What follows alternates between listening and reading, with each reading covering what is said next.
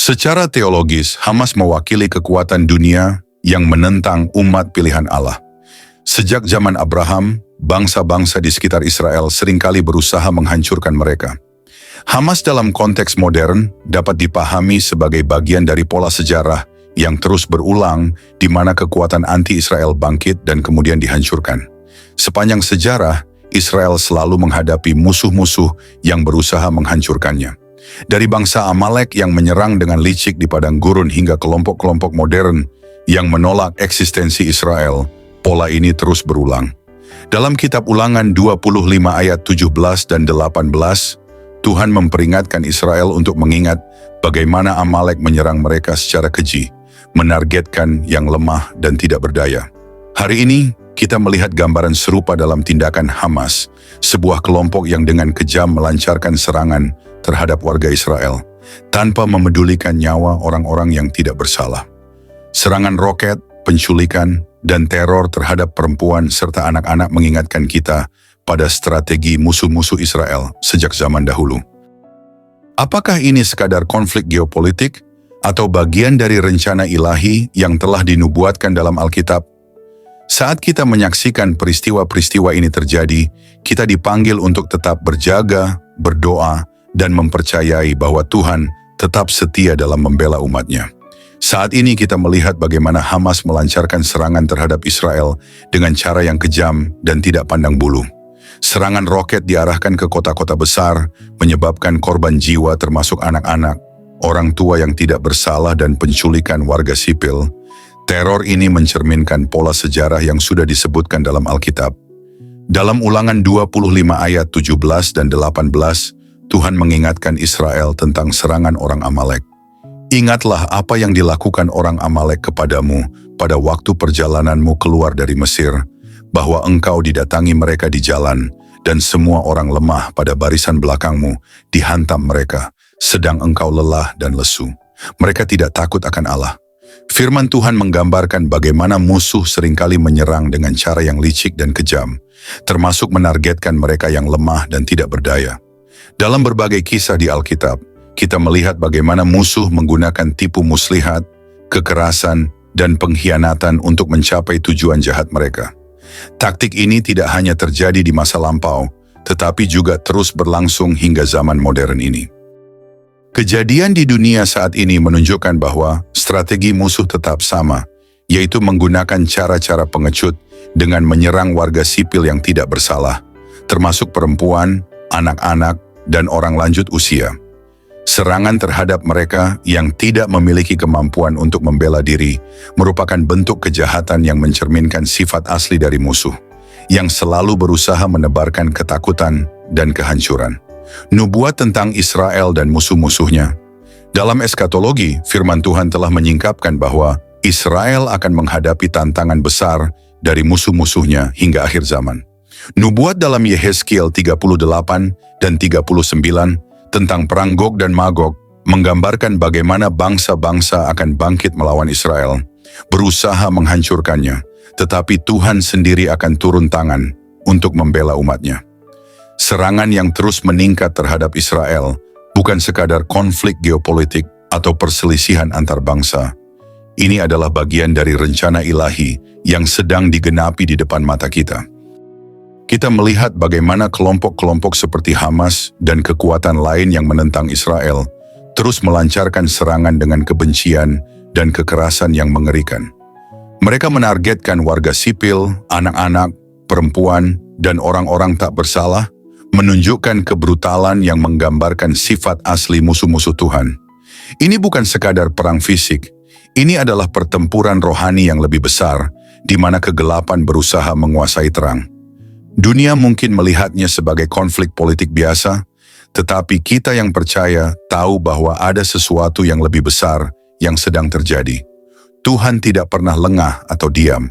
Dalam setiap lembar sejarah umat manusia, Dia mengendalikan segala sesuatu sesuai dengan rancangannya. Setiap peristiwa, baik yang tampak mengerikan maupun yang penuh harapan, sedang bergerak menuju satu tujuan yang telah ditetapkannya. Bagi kita yang percaya, ini adalah panggilan untuk tetap berjaga-jaga, berdoa, dan memperkuat iman kita. Meskipun kegelapan tampaknya semakin pekat, janji Tuhan tetap teguh. Ia akan membela Israel dan keadilannya akan ditegakkan. Kita tidak boleh gentar atau goyah oleh apa yang terjadi di dunia ini, sebab kita tahu bahwa pada akhirnya Tuhan akan menang dan kerajaannya akan ditegakkan untuk selama-lamanya. Segala sesuatu terjadi dalam waktunya dan kita harus siap untuk menyaksikan penggenapan firman-Nya dengan hati yang penuh keyakinan dan iman yang tak tergoyahkan. Firman Tuhan di dalam Yehezkiel 38 ayat 8 dan 9. Sesudah waktu yang lama sekali engkau akan mendapat perintah. Pada hari yang terkemudian engkau akan datang di sebuah negeri yang dibangun kembali sesudah musnah karena perang. Dan engkau menuju suatu bangsa yang dikumpul dari tengah-tengah banyak bangsa di atas gunung-gunung Israel yang telah lama menjadi reruntuhan. Bangsa ini telah dibawa keluar dari tengah bangsa-bangsa dan mereka semuanya diam dengan aman tentram. Engkau muncul seperti angin badai dan datang seperti awan yang menutupi seluruh bumi. Engkau beserta seluruh bala tentaramu dan banyak bangsa menyertai engkau. Nubuat ini menggambarkan bagaimana musuh akan datang menyerang Israel, tetapi Tuhan sudah mengetahui dan memiliki rencana untuk mengalahkan mereka. Israel tetap merupakan pusat rencana Allah dalam sejarah manusia. Rasul Paulus dalam Roma 11 menjelaskan bahwa Allah belum meninggalkan Israel, Hamas dan musuh-musuh lainnya hanyalah alat sementara dalam sejarah. Tetapi mereka tidak akan mengalahkan rencana Tuhan. Tuhan yang berdaulat akan membela umat-Nya dan membawa mereka kepada penggenapan janji-Nya. Ketika kita menyadari hal ini, kita semakin dikuatkan untuk terus berdoa bagi Israel dan bagi rencana keselamatan Allah yang sempurna.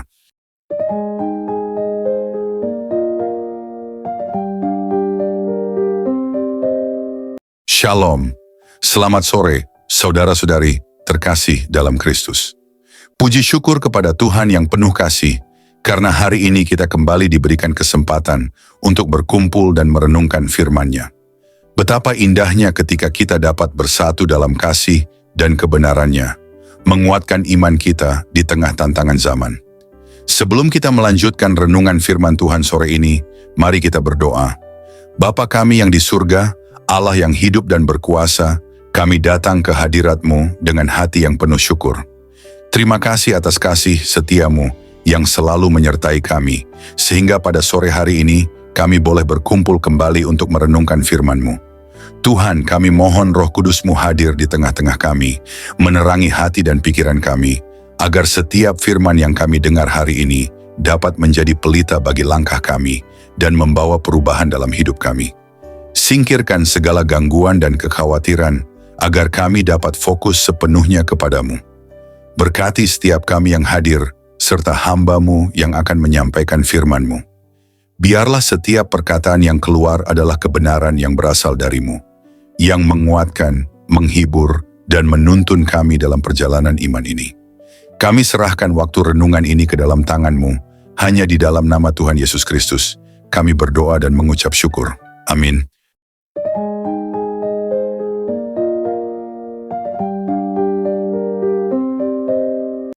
Saudara-saudari terkasih, saat kita merenungkan firman Tuhan sore ini, hati kita dipenuhi dengan kesadaran bahwa sejarah terus berulang, tetapi janji Tuhan tidak pernah berubah. Sejak zaman dahulu hingga hari ini, musuh berusaha menggagalkan rencananya. Namun kuasa Tuhan selalu lebih besar. Ia tidak pernah membiarkan umat-Nya jatuh tanpa harapan.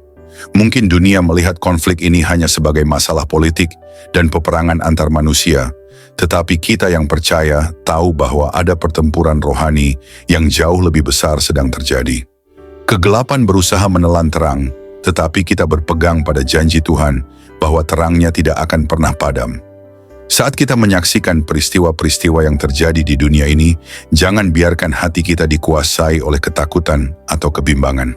Sebaliknya, marilah kita semakin teguh dalam iman, semakin tekun dalam doa, dan semakin berani bersaksi bahwa Tuhan berdaulat atas segala sesuatu. Tuhan tidak pernah tertidur. Dia tetap berjaga dan memegang kendali atas sejarah.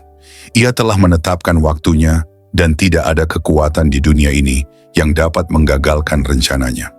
Oleh karena itu, marilah kita tetap berharap, tetap percaya, dan tetap bersiap-siap, sebab saat penggenapan firman-Nya semakin dekat. Biarlah hati kita tetap teguh dalam pengharapan yang sejati, sebab kita tahu bahwa pada akhirnya Tuhan sendiri yang akan menegakkan keadilan-Nya. Segala sesuatu akan berlalu, tetapi firman-Nya tetap selama-lamanya. Maranatha, Tuhan Yesus segera datang. Amin.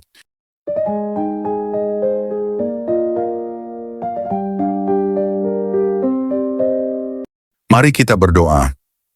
Tuhan, Allah Bapa di surga, terima kasih Tuhan Yesus atas firman-Mu yang telah kami dengar sore ini.